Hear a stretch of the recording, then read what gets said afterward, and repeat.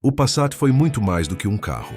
Ele representou uma era, um tempo em que design, tecnologia e desempenho se encontravam em perfeita harmonia sobre 4 rodas. Quando chegou ao Brasil em meados da década de 70, o Passat marcou o início de uma nova fase para a Volkswagen, introduzindo a modernidade em uma época dominada por motores traseiros e projetos ultrapassados. O público ficou impressionado com o comportamento do carro. Seu motor dianteiro refrigerado a água, sua dirigibilidade firme e seu visual europeu.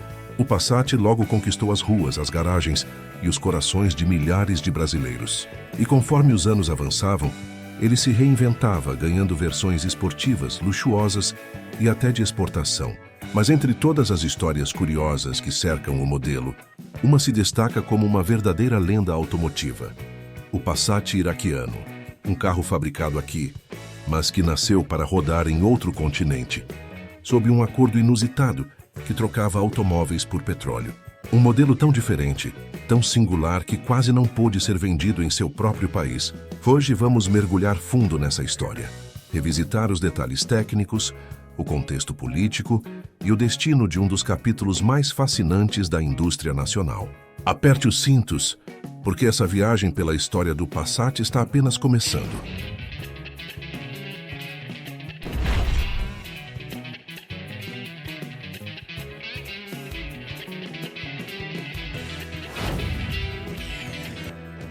Com cerca de 30 milhões de veículos fabricados em 50 anos, o nome Passat é um dos carros mais populares no mundo inteiro.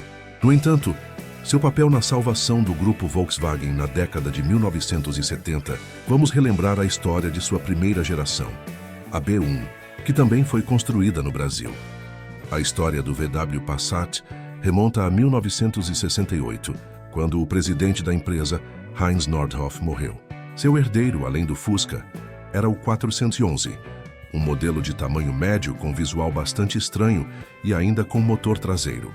O sucessor de Nordhoff, Kurt Lotz, logo percebe que, conceitualmente, o 411 não é páreo para a Opel ou a Ford da época. Minimamente, a Volkswagen deveria passar a adotar um motor dianteiro e com tração também dianteira, itens cada vez mais populares naqueles tempos. Em 1969, a NSU se fundiu com a Audi, e o conceito K70, quase pronto, foi enviado para a VW, onde saiu da linha de produção em Salzgitter, Halle, a partir de 1970. O objetivo do K70 era fazer com que os clientes se acostumassem com coisas como motores dianteiros e refrigeração a água, algo novo na Volkswagen. Ao mesmo tempo, a diretoria da VW visitava o Salão do Automóvel em Turim e fazia anotações. Os modelos mais bonitos eram os assinados pelo designer italiano Giorgio Giugiaro, e assim ele é contratado para desenhar os futuros carros da VW. O próprio Giugiaro teria dito em entrevista que a Volkswagen havia me escolhido para desenvolver uma família inteira de modelos. Portanto, com base nessa ideia, um tipo de, vou chamá-lo de sentimento de família, também tinha que surgir, com um parentesco claramente reconhecível entre os modelos. Todos esses carros tinham uma característica de design que era nova na época, ou que pelo menos estava ganhando aceitação gradual. O hatchback era a tendência da época. Assim foram criados o Golf e finalmente o antecessor do Passat, o EA272. O sucessor de Kurt Lotz tratou de reduzir os custos. Muitos carros em desenvolvimento esgotaram os orçamentos de Wolfsburg e as vendas do Fusca começaram a enfraquecer. Além do EA272, o futuro Golf e o Scirocco tiveram design de Giugiaro. Há também o Audi 80 B1, lançado em 1972, e o VW EA425, que se torna o Porsche 924, em 1975. Além disso, o posterior Audi 50 VW Polo nasceria no final de 1971. Simplificando, a empresa queria o maior número possível de carros pelo menor preço possível. De certa forma, foi a versão da década de 1970 da atual plataforma MQB. Como mencionado, Giugiaro projetou o EA272 como uma espécie de grande Golf, algo que pode ser visto particularmente bem na dianteira. Mas o Passat viria a ser mais que um primo do Audi 80. Assim, Giugiaro foi forçado a transformar o Audi 80 em um hatchback e em uma perua. Na traseira do hatchback, o IA272 retorna, inicialmente apenas com uma pequena tampa do porta-malas, um pouco como um salão, por assim dizer, e a construção do grande hatch leva mais tempo. A nova traseira também mostra um certo parentesco com o VW Type 3 1600 TL, que o Passat deve substituir. Inicialmente, o nome 511 teria sido discutido como o nome do novo carro de porte médio. A diretoria queria ter apenas um chassi, o do Audi 80 com motor longitudinal, para ter os custos sob controle e ainda poder construir um carro popular. Conseguimos fazer isso, diz Giugiaro. A semelhança com o Audi 80 é inconfundível, especialmente no Passat B1 inicial, com faróis redondos, incluindo um filete na lateral. E no interior também a relação é inconfundível. Ou melhor, é inconfundível, porque o lendário motor EA827 está sob a carroceria de 900 kg. O EA827 foi o primeiro motor do Passat no Brasil e o primeiro da marca por aqui com arrefecimento a líquido. Posteriormente, daria origem ao motor da linha AP ou Passat. Foi lançado com 2 opções de motores e 3 de potência. O modelo básico era 1.3 com 55 CV, seguido por 2 motores 1.5 com 75 CV ou 85 CV, na versão esportiva TS, já com os faróis duplos característicos. Os motores mais fracos eram de série nos acabamentos básico e L. O primeiro Passat tinha apenas 4,19 metros de comprimento. A partir de 1975, passou a ter 4,29 metros devido aos para-choques diferentes. Em comparação, a nona geração a partir de 2024 se estende por quase 5 metros. Até mesmo um Golf é mais comprido hoje. O Passat é o primeiro Volkswagen a receber um nome próprio. Apropriado para esse lançamento, como o assessor de imprensa Horst Baxmann também descreve o nome do novo modelo em 1973. O Passat é o mais amigável de todos os ventos. Ele sopra de continente a continente. A consistência é sua virtude. A palavra vem do italiano passata, no sentido de cruzar. Os ventos alísios formam um cinturão de conexão ao redor da Terra. Sem dúvida, é um bom nome, não arrancado do nada. Pois bem, em maio de 1973, o Passat estreia inicialmente como um hatchback de 2 e 4 portas, com uma pequena porta traseira. A variante prevista com uma grande porta traseira que se estende até o teto e incorpora a janela traseira. Não ficaria pronta para a produção até janeiro de 1975. O eixo traseiro de torção foi desenvolvido especialmente para o Passat nas versões Passat L e TS, o modelo moderno de tração dianteira, com seus motores longitudinais de 4 cilindros refrigerados. A água substituiu com sucesso o tradicional Volkswagen Tipo 3, 1500-600, refrigerado a ar. Em 1973, 115.672 Passat saíram da linha de produção. O VW Passat B1 era oferecido com uma caixa de câmbio manual de 4 marchas ou automática de 3 marchas. O TS impressionava com faróis duplos redondos, um volante esportivo de 3 raios e um console central com instrumentos adicionais.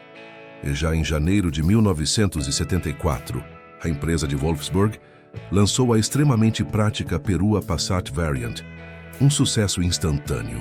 Mas os primeiros Passats, em particular, sofriam com um acabamento às vezes desleixado, e a ferrugem estava matando os veículos rapidamente.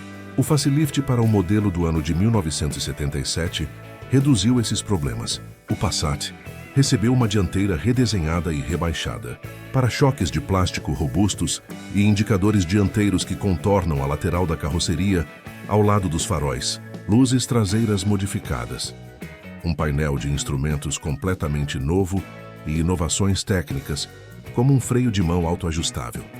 Falando em facelifts, pela primeira vez, o Passat deixou de ser produzido em Wolfsburg, indo para Emden, Halle. O TS foi abandonado. O nível mais alto de equipamento passou a ser chamado de GLS e apresentava faróis redondos duplos como padrão. O Passat a diesel com aspiração natural 1.5 de 54 CV. Disponível a partir de julho de 1978, começou a cair no gosto do público europeu também. O Passat GTI 1.6 de 110 CV, cujo motor entra em produção em série em fevereiro de 1979, com a designação de modelo GLI, continua sendo um carro único. Equipado como o GLS, trazia um spoiler traseiro na tampa do porta-malas que o identificava como o mais dinâmico de todos os modelos. Passat, a produção da primeira geração do Passat, chegou ao fim na Europa no outono de 1980. Um total de 2 milhões de veículos foram construídos, cerca de 1,6 milhão deles de produção alemã. Atualmente, sua primeira geração é rara na Europa, principalmente devido à ferrugem. A preferência dos compradores na época entre os vários modelos é interessante. Metade comprou o sedã duas portas, um quarto optou pela perua Variant e o hatch de 3 portas ficou com o resto. O Volkswagen Passat chegou ao Brasil logo em seguida, em 1974.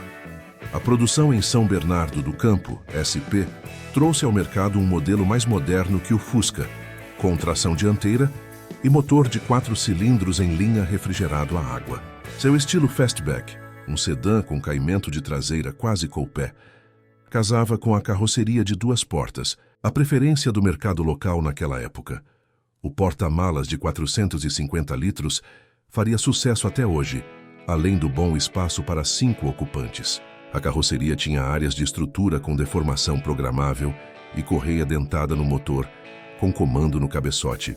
O propulsor 1.5 tinha 78 CV e 11,5 kgfm de torque com gasolina e trabalhava junto a um câmbio manual de 4 marchas. Chegava aos 150 km/h de máxima e tinha consumo de 12 km e litro na estrada. As versões eram L e LS. A versão esportiva TS chegaria no ano seguinte, com os clássicos 4 faróis na grade. O motor 1.6 de dupla carburação rendia 96 CV e 13,2 kgfm de torque. Detalhes como o volante de 3 raios e mostradores auxiliares o diferenciavam dos demais na cabine. O Passat nacional chegou a ser exportado para o Iraque entre 1973 e 1988. Esses Passat foram concebidos especificamente para exportação ao Iraque, por meio de um acordo em que a Volkswagen do Brasil enviava carros e o pagamento vinha via petróleo entregue ao Petrobras, ou seja, um escambo comercial atípico. Por essa razão, os modelos destinados ao Iraque tinham especificações diferentes das versões domésticas: radiador de cobre reforçado, ventilador de maior potência, protetor de cárter, 4 ganchos de reboque, suspensão reforçada, ar-condicionado de série. Tudo pensado para condições severas de clima e estrada no Oriente Médio. Além disso, esses carros não receberam as atualizações mecânicas que as versões brasileiras já estavam ganhando. Por exemplo, mantiveram o antigo motor MD-270 e câmbio de 4 marchas, enquanto o mercado interno caminhava para motores AP e caixa de 5 marchas. Isso porque havia necessidade de padronizar peças para exportação e facilitar logística de manutenção no país cliente. Carros e garagem Base 1. Por fim, apesar de não terem sido planejados para o Brasil, um excedente dessas unidades de exportação acabou ficando no país, quando o Iraque interrompeu a compra ou houve atraso ou estouro de estoques. A Volkswagen então liberou essas unidades para venda nacional como edição especial, em 1986 a 87.